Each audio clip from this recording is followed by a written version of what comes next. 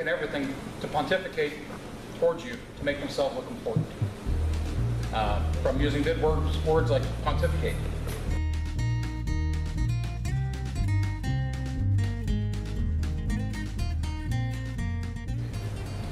The same basic theories that applied back in 1850 still apply today.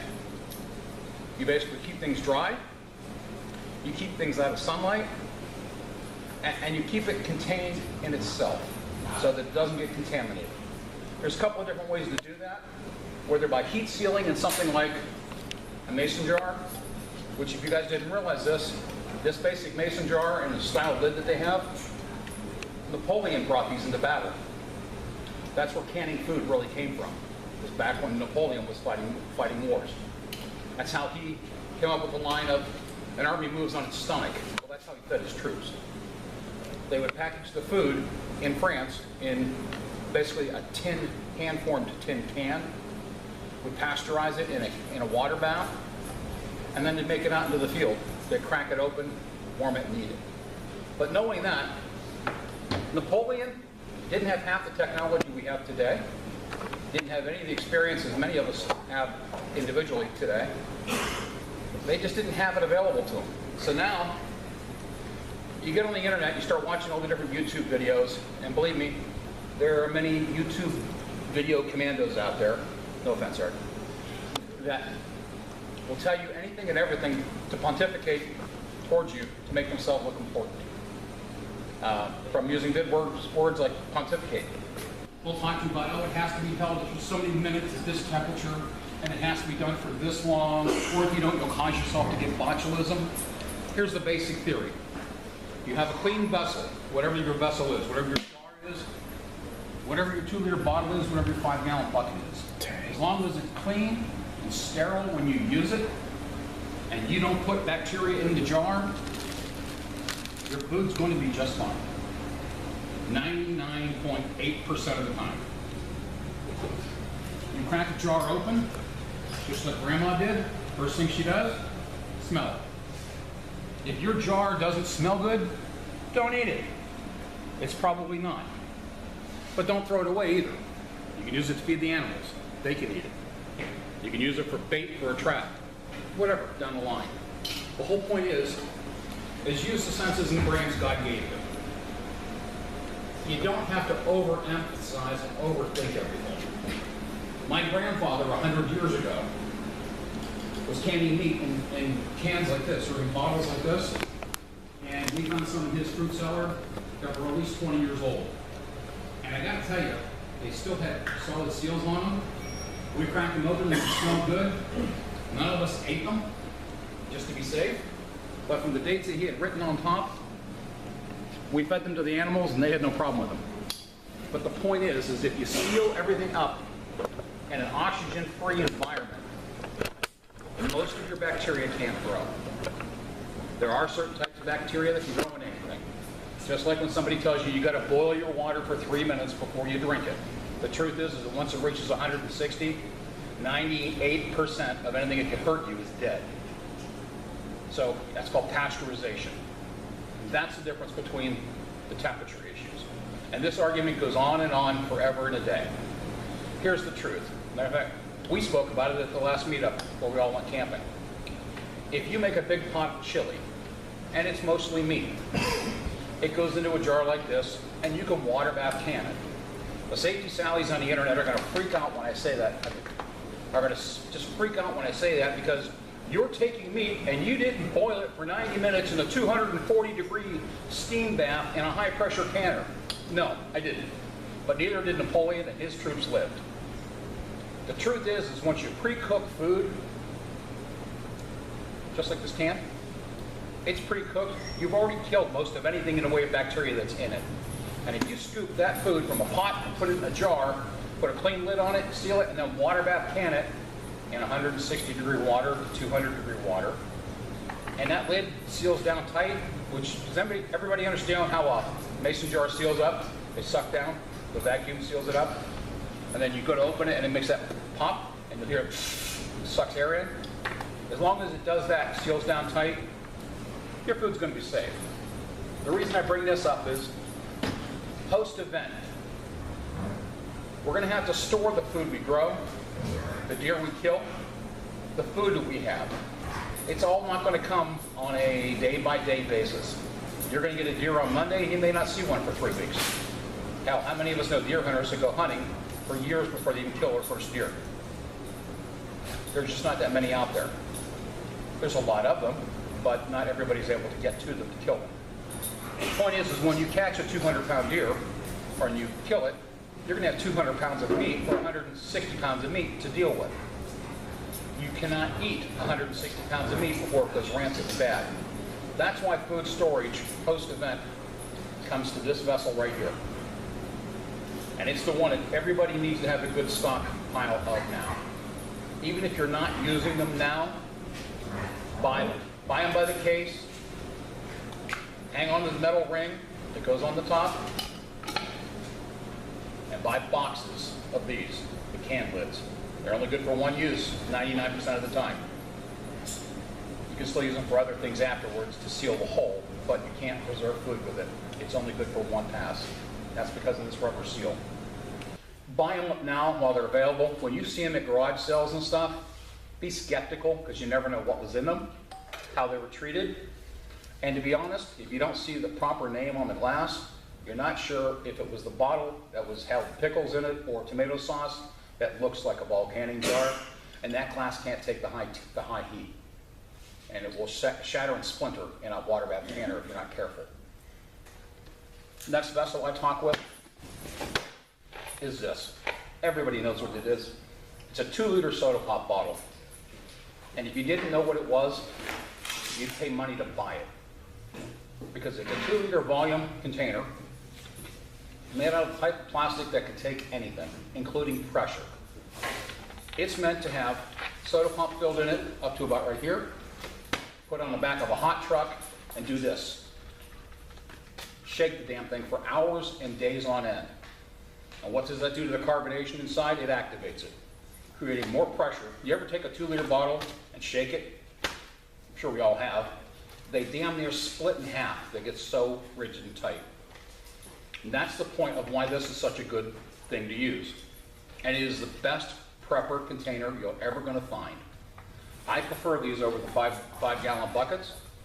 I prefer them over canning jars for dry goods. That is to say, pasta, rice, sugar, salt, corn, anything you want. You put it in here, you fill it up, give yourself a little headspace, an inch or two, and you stick an oxygen absorber in there and you crank it down. It does a couple of things. Once you peel the label off the side, which I'm not going to be able to do this for trying, you peel the label off the side. Thank you. I know you go in handy.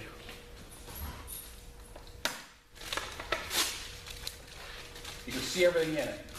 And when you can see everything that's in it, you know how it's being treated, how it's being handled. Eric here will tell you, he had a little incident here recently where mice got into one of his bins. And all of his dry goods were contaminated. Because two things. The mice were able to smell it, and they were able to get through it because it was in commercial packaging, like you see here. They were able to get into it, so he lost all of his dry goods that were in that one. Well, using him as an example, this is why I wanted to talk about this in this manner. Two things. Ziploc bags are not meant for long-term storage of any kind of food. They're meant for short-term portioning of food. They are not meant for long-term storage. Granted, it's one of the best devices man ever had.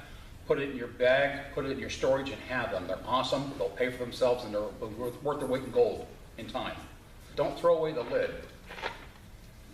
You see on the top of a soda pop bottle, unlike if you buy iced tea in these, or you buy orange drink, or fruit juice, or fruit flavored drinking stuff for the kids, if it's not a carbonated beverage, it has a different seal in the lid.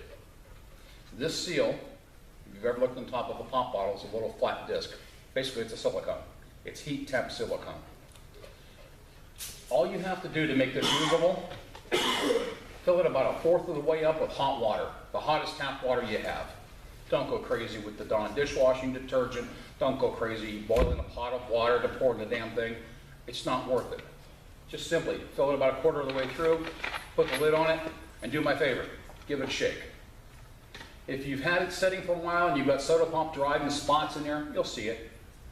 The hot water will soften the sugars that are in this stuff and pull all the sugars out of any pores of this plastic. That's the key. Then just simply dump it, rinse it again, shake it one more time with cold water if you want, or hot water, doesn't matter. Dump it, let it air dry. Put the lid back on it, stick an oxygen absorber in there first if you want to. It's good for 20 years. Why I like these is when they're done, you can stack them like cordwood in the back of a closet. Go. Where do I get what?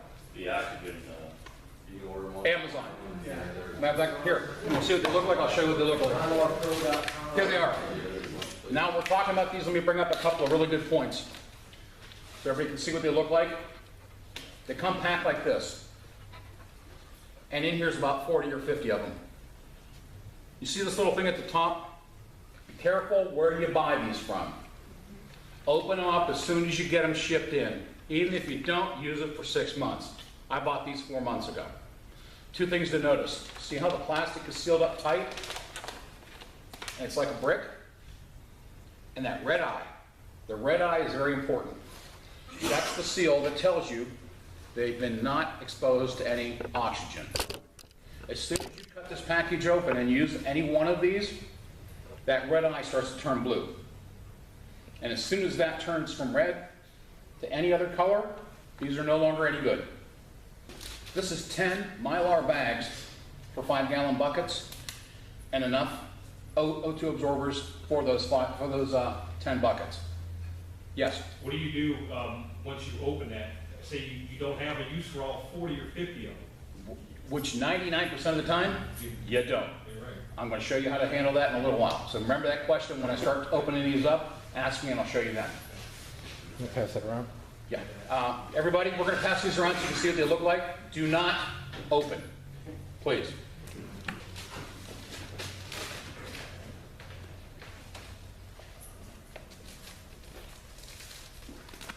Be very careful with this Mylar bag and don't open the inside of it to look at it. It is sterile, so I want to use it to put some food into that. When it comes to oxygen absorbers and bags, Amazon is your best friend. I bought these, 20 bucks delivered.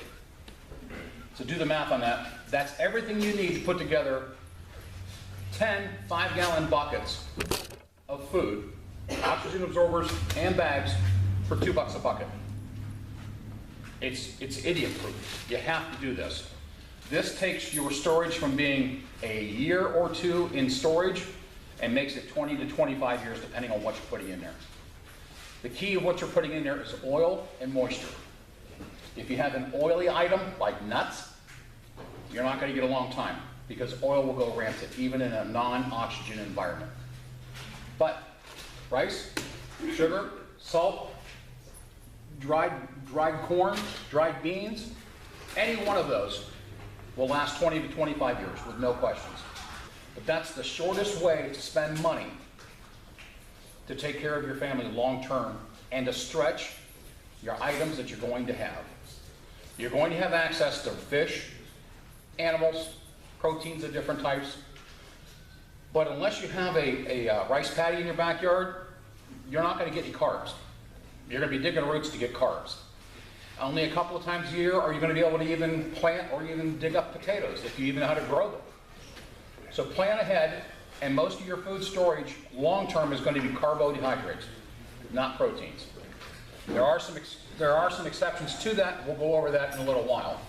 But basically, when it comes down to what you're storing and how you store it, this is your best value out there. It costs you nothing. By the way, great way to store water. Stack them like cordwood. You never have to worry about them.